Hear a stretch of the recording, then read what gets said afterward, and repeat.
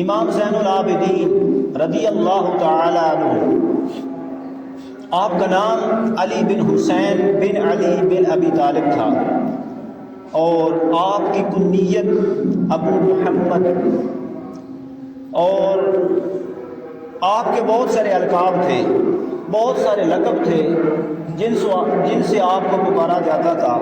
ان میں سے ایک مشہور لقب امام سجاد، یعنی سجاد کا مطلب ہے سجدے کرنے والا، اور دوسرا لقب ہے امام زین العابدین، عبادت کرنے والوں کی زینت، عبادت گزاروں کی زینت، اور ایک آپ کا لقب ہے جو قیامت کے دن آپ کو عطا کیا جائے گا، جس کا اشارہ آقا علیہ السلام نے فرمایا، سید العابدین۔ تو آپ کا ایک لقب سید العابدین بھی تھا۔ حضرت امام زین العابدین امام سجاد، آپ کی پیدائش ہجرت مدینہ کے 33ویں سال ہوئی۔ ہجرت مدینہ کے 33 سال کے بعد آپ کی ولادت باسعادت ہوئی۔ آپ کے والد گرامی کا نام حضرت امام علی مقام امام حسین بن علی بن ابی طالب، اور آپ کی والدہ ماجدہ کا نام حضرت شہر بانو ہے۔ علامہ زمخشری اپنی کتاب ربیع الابرار میں لکھتے ہیں کہ جب سیدنا فاروق اعظم رضی اللہ تعالیٰ عنہ کے زمانے میں ایران فتح ہوا، ملک فارس فتح ہوا، تو وہاں سے مال غنیمت آیا۔ اس مال غنیمت میں بہت سارے قیدی بنا کر لائے گئے۔ ان قیدیوں میں ایران کا جو بادشاہ تھا، ملک فارس کا جو بادشاہ تھا، یزدگرد خسرو پرویز، ان کی 3 بیٹیاں بھی قیدی بنا کر لائی گئی۔ تو سیدنا فاروق اعظم نے حکم دیا کہ ان کو فروخت کیا جائے۔ ان قیدیوں کو فروخت کیا جا رہا تھا، تو آپ نے حکم دیا کہ ان شہزادیوں کو بھی فروخت کر دو۔ اس پر مولا کائنات مولا علی المرتضیٰ رضی اللہ تعالیٰ عنہ نے فرمایا، اے عمر بھائی، یہ شاہی خاندان کی بچیاں ہیں، ان کے ساتھ معاملہ الگ ہونا چاہیے، ان کے ساتھ ویسا معاملہ نہیں ہونا چاہیے جو باقی قیدیوں کے ساتھ ہو رہا ہے۔ آپ نے فرمایا، حضرت سیدنا فاروق اعظم رضی اللہ تعالیٰ عنہ نے فرمایا کہ پھر کیا صورت ہو سکتی ہے؟ تو آپ نے مولا کائنات مولا علی المرتضیٰ رضی اللہ تعالیٰ عنہ نے فرمایا کہ اس کی قیمت کیا ہے، ان شہزادیوں کی قیمت کیا ہے؟ تو قیمت بتائی گئی، تو سیدنا مولا کائنات مولا علی المرتضیٰ نے قیمت دے کے ان 3 شہزادیوں کو خرید لیا، اور خرید کر مولا کائنات مولا علی المرتضیٰ رضی اللہ تعالیٰ عنہ نے ایک جو شہزادی تھی اس کو محمد بن ابو بکر کے ساتھ منسوب کر دیا، سیدنا صدیق اکبر رضی اللہ تعالیٰ عنہ کے بیٹے محمد کے ساتھ منسوب کر دیا، جن سے قاسم الفتیہ پیدا ہوئے۔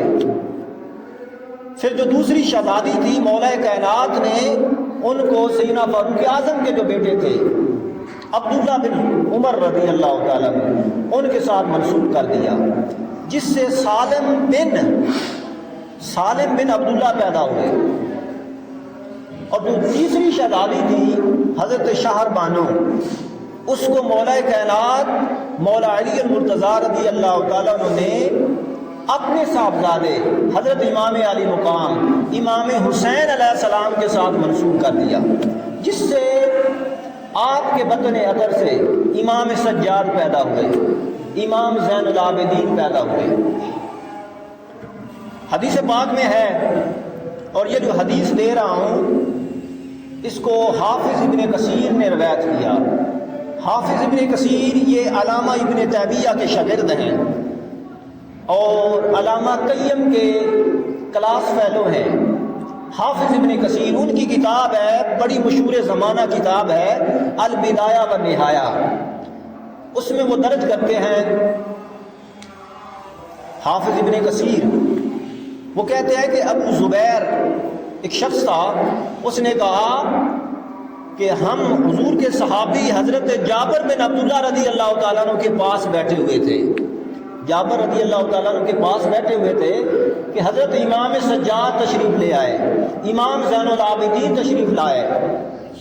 جب آپ آئے تو حضرت جابر بن عبداللہ رضی اللہ تعالیٰ عنہ نے فرمایا, آپ نے فرمایا کہ ہم اسی طرح آقا علیہ السلام کی بارگاہ میں بیٹھے ہوئے تھے کہ امام حسین علیہ السلام تشریف لے آئے. امام حسین ننھے چھوٹے معصوم بچے تھے, 5-6 سال عمر تھی. وہ آقا علیہ السلام کے پاس تشریف لے آئے. میرے آقا نے انہیں چوما, ان کا سر منہ چوما اور اپنے سینے سے لگا لیا, اور پھر آقا نے حضرت حسین کو اپنے قریب بٹھا دیا. قریب بٹھا کر میرے آقا نے ارشاد فرمایا کہ یہ جو میرا بیٹا حسین ہے, ابھی 4-5 سال عمر تھی, یہ جو میرا بیٹا حسین ہے اس کے گھر اللہ بیٹا عطا کرے گا, اس کے ہاں ایک بچہ پیدا ہوگا جس کا نام علی ہوگا, اور قیامت کے دن عرش کے جو فرشتے ہیں, حاملین عرش, عرش کے جو فرشتے ہیں, ان فرشتوں میں سے ایک فرشتہ آواز دے گا.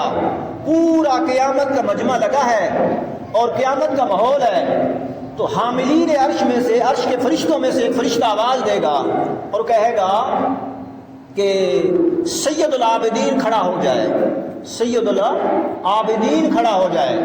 تو حضرت امام سجاد, امام زین العابدین کھڑے ہو جائیں گے. تو اس سے پتہ چلا آقا علیہ السلام نے, حضور تاجدار کائنات صلی اللہ علیہ وسلم نے اپنی حیات مبارکہ میں آپ کا نام بھی بتا دیا اور فرمایا کہ قیامت کے دن آپ کو یہ لقب دیا جائے گا, سید الساجدین, سید العابدین. تو یہ لقب بھی آپ کا مشہور تھا, عابدین کا سردار. اب دیکھیں ہم اہل بیت اطہار کے ساتھ محبت کرتے ہیں تو ہمیں چاہیے کہ جو انہوں نے اپنی زندگی میں عمل کیے اس پر, ان کے نقش قدم پر چلنا چاہیے. حدیث پاک میں ہے, کیونکہ محبت کا یہ تقاضا ہے, آپ جس سے بھی محبت کریں اس کی ہر ادا کو اپنانا پڑتا ہے. جس سے بھی محبت کریں اس کی ہر ادا کو اپنانا پڑتا ہے, اور یہ محبت کا تقاضا, محبت یہی تقاضا کرتی ہے کہ جس کے ساتھ بھی آپ محبت کریں اس کی اداؤں کو اپناؤ. حضرت امام زین العابدین رضی اللہ تعالیٰ عنہ بڑے عبادت گزار تھے, بڑے متقی تھے, بڑے پرہیزگار تھے, اور آپ کی عبادت, ریاضت, بندگی اور ریاضت اور تقوی, طہارت اور گریہ ازاری اتنی مشہور تھی کہ آپ کو بہت سارے القاب سے جانا جاتا تھا. بہت سارے لقب آپ کو لوگوں نے دیے, امام زین العابدین, امام سجاد, اور اس کے علاوہ سید العابدین. دیکھیں یہ ایک ایسا گھرانہ ہے